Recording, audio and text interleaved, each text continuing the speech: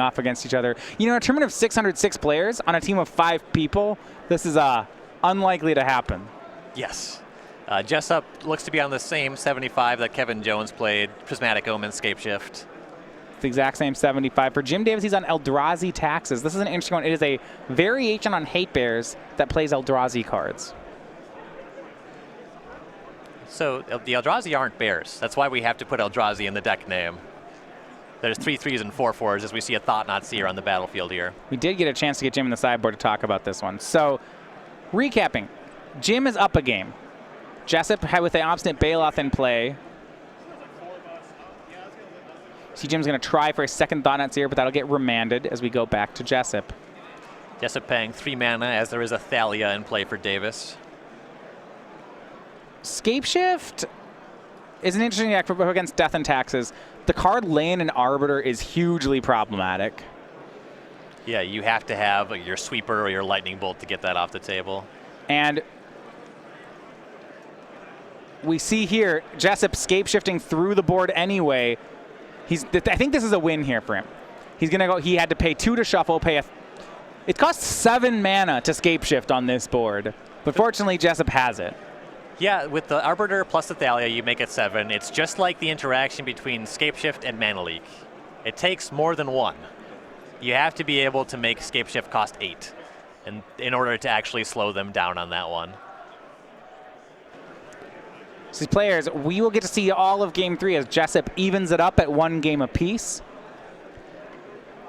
Now, traditionally, and what I like about this Eldrazi Taxes deck is the Hate Bear style strategy can be weak to a card like Anger of the Gods. That's a card that you often see out of Scapeshift's decks. Now, he doesn't have those. He has Lightning Bolts. I guess actually there's a lot less removal. There's less Electrolyze style effects in the Scapeshift deck. Yeah. So cards like Aven Mind Sensor, Lane and Arbiter, Thalia figure to be problematic. Eldrazi Taxes is relatively good against Remand, though, being an Aether Vial deck. So it does have that. Yeah, it is good against Remand and Cryptic. Right. Davis has 3 copies of Aether Vial. I don't know if I've ever seen that in my life. It's been 4 or 0. That's interesting. The decks that want it usually very much want it. I'd check out the deck tech, see what he has to say about that. That's interesting. I'll have to pick Jim's brain at a later time. So we have the Star City Games weekly sale coming out right now on the website. We have these going on every week. So they end Monday at 10:59 a.m. That's Eastern time. Right now, the current sale you can get, so this is through this weekend, we have selected full art basic lands. So you see there, whether they're old Zendikar, new Zendikar, unglued, unhinged, all those available right now on the website for sale. Yeah, big fan of unhinged lands myself. I have some respect for unglued. I've never personally played with them. I like actually the full art Zendikars, if I'm going to do those. They're what I have in my cube, and being entirely honest, it was a budget concession. Yeah, that's what I could afford for my cube. But yeah, maybe you've been looking at unhinged lands. Go pick some up on the sale. For Jim Davis, the captain of MetaGameGurus.com, he's the current Players Champion, defeating Todd Anderson last December in Roanoke. From Long Island, New York, he has 2 open wins and 10 Open Series top 8s, along with 2 Invitational top 8s. It's his best year yet on the tours. He won the Players Championship. In addition to that, he's a local radio DJ and has a weekly show that he hosts, and is quite the hockey enthusiast. New York Rangers fan, I believe. I believe. It's in... No, not an I believe. New York Rangers fan. In literally every article he's ever written. Sometimes he wears their jerseys. Though now he's got his own jersey, so no need for that. Tough playoffs year for New York, though. I believe you. Also for Minnesota, sadly. That's my team. I continue to trust you as an authority on the subject. You're from Minneapolis, but you don't follow hockey? No, sir. Oh, goodness. Come on now. Jim, turn 1 Aether Vial on the playoff Godless Shrine. So we're underway for Game 3 here. You see actually 2 copies of Shambling Vent in Jim's hand. Yes, we are playing Modern, not Standard. Turns out that creature lands are just excellent. I like the inclusion. How about this, though? 2 Tide Hollow Scullers in Jim's hand. That figures to be real good against Scapeshift. Yeah, that's another card that doesn't see a ton of play in Modern, but it's easily on the power level for the format. I like that card quite a lot. He'll play Tide Hollow Sculler. Jessup has a Lightning Bolt in hand. We'll actually fan out the hand here. So remand 2 copies of Lightning Bolt. That's excellent. Yeah.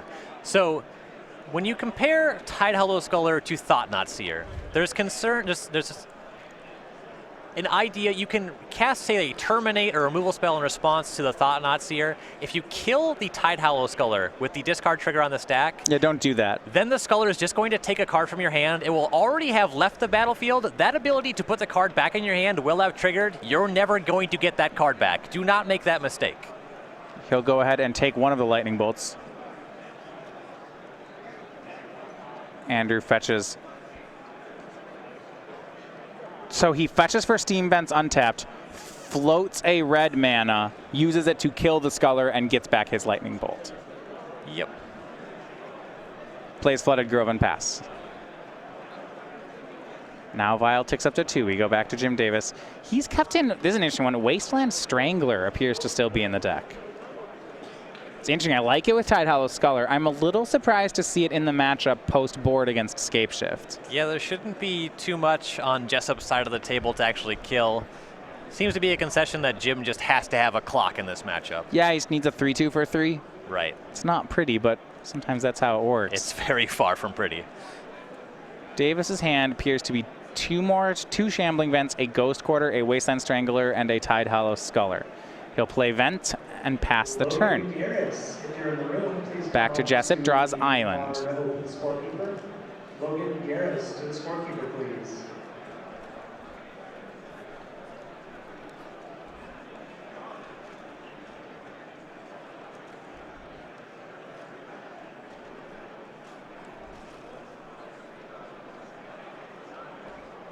He'll cast Explore, Stomping Ground into play untapped. And Island. And just continues to ramp as the Scapeshift deck is wont to do.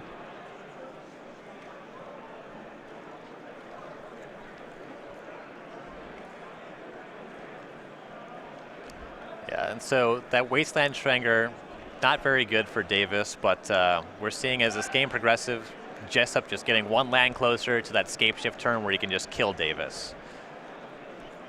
Jessup was leaving up Remand mana. That's not going to help against Tide Hollow Sculler. So Jim will play that. We see his hand now. Sakura Tribelder, 2 Remands, a Lightning Bolt, and a Cryptic Command. Yeah, with 2 Remands there, we're not going to be able to take them both. It looks like Jim wants to protect his creature, so he'll take the other copy of Lightning Bolt. Yeah, you take the Lightning Bolt because any other card you take, the Lightning Bolt just gets it right back by tagging the Tide Hollow Sculler. Well, what's neat is Jim can process the Lightning Bolt with Wasteland Strangler, I believe. If you process it, I believe you have to actually give a creature -3/-3. Less excited about it now. Right. So you're basically casting the Lightning Bolt for Jessup. Tide Hollow Sculler will attack Andrew down to 13. Jim's going to follow up with a copy of Thalia. I don't see any reason why this wouldn't prompt a remand. Yeah, it's going to get the remand. And Jim will play it again. Elijah Rother to the stage, please. And showing some good signs there. The draw off remand for Jessup was a copy of Serum Visions.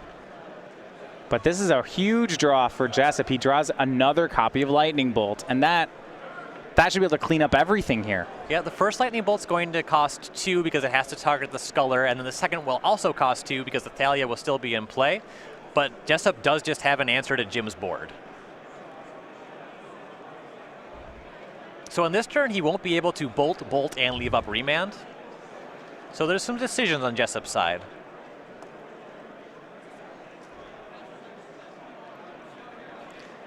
I think there's no way we don't at least get the Sculler off the table.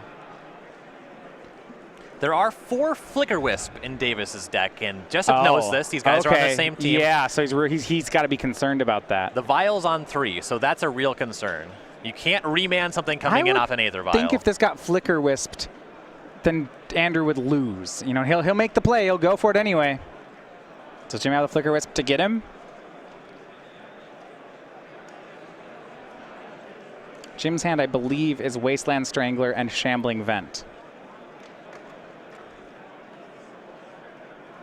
So now Jim could vial in the Wasteland Strangler and just process the bolt to kill the Sculler. So that stops Jessup from getting the other Lightning Bolt back. Okay, so Wasteland Strangler, yeah. You may put a card an opponent's owns from exile into the player's graveyard. If you do, target creature gets -3. So he'll put that Lightning Bolt into Andrew's graveyard. He has to give a creature -3/-3, so I think he is going to kill his own Sculler. But you're right, now when that Sculler dies, Jessup does not get the Bolt back. Yeah, the Strangler's not good in this matchup outside of being a creature. He wants to put it into play anyway. The creature's already being targeted by a removal spell. He just stops Jessup from getting the Lightning Bolt. Really heads up move by Davis there. Yeah, Jessup still does have a Serum Visions, which he can cast with the remaining mana, so not everything is lost. Now, a mistap here for Jessup, though. He can't play the Tribe Elder post-combat. He's going to have to go for Serum Visions. Yeah, tried to tap Steam Vance Island for a green creature. That's not going to work out. Yeah, caught himself. The Scry for 2, he'll leave a Valakut on top and put another Serum Visions on the bottom. And he'll pass.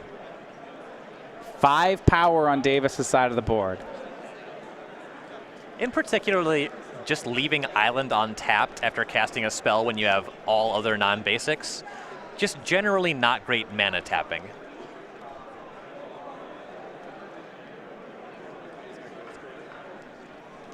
Laying an Arbiter is the play for Davis.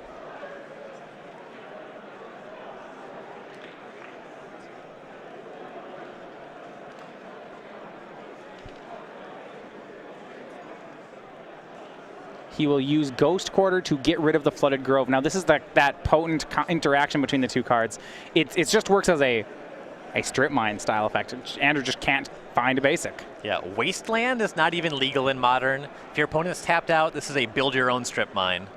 And the card Laying an Arbiter, I said it before when we were watching Game 2, it is one of the best cards against Scapeshift. You see Sakura Tribe Elder to play for Andrew. He can't even sacrifice that. Yeah, if Jim still had the Wasteland Strangler, this would actually be a window for him to profitably strangle the Sakura Tribe Elder. And instead he'll activate Shambling Vent, swing the entire team. Sakura Tribe has to chump block the Strangler. Jessup will go down to 2. And too much disruption is going to take care of this Eldrazi deck. With Jessup at 2, he can't even do something like Cryptic Command to tap Davis's team because Davis has 2 Shambling Vents. One of them will get activated and rumble in for lethal. And draws a copy of Misty Rainforest. You can't even crack that to find a land without paying 2. Back to Davis. He'll go to attacks. And Andrew can't pay. He can't pay for the Cryptic Command. He doesn't actually have 5 lands. Can't pay for the Cryptic Command. Wouldn't even be good enough if he cast it. Eldrazi Texas. It could be a real Modern deck. Yeah, a 2-1 win here for Jim Davis. A matchup which, this is a tough one for Scapeshift. Yeah, you're pretty excited when you have Leonin Arbiter in your deck to have an opponent that's going to try to shuffle their deck a whole bunch of times. So this seems like the kind of matchup that Jim is gunning for here. We did see the awkwardness with the Wasteland Strangler. Sure, that's fine. There are really powerful spells in the matchup, though. Thalia also no slouch.